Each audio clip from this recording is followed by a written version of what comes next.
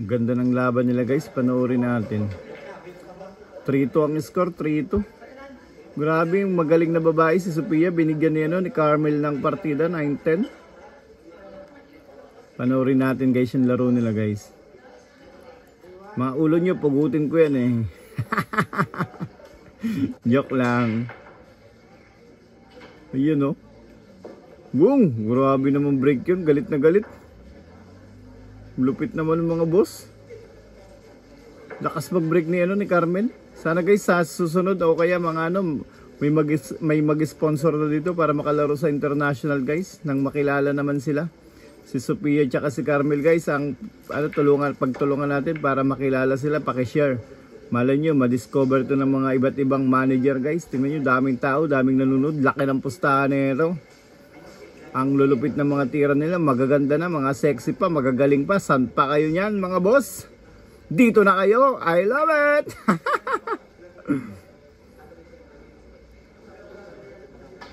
Look, grabe oh, gitnang-gitna yung tama. Pag ganito yung tirador ko, ano pang gagawin ko niya? Tataya ko na yung lupat bahay ko dito ng maging mansyon, mga boss. Ang tindi manira, lupit. Kompleto, may extension pa oh. Yan, sana guys sa in the future makalaro na sila sa international. Yan oh.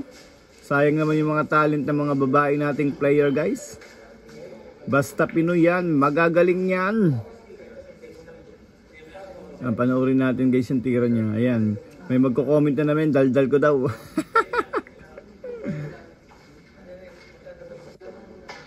Boom! Grabe naman yun. Grabing pektos yun, ang lupit.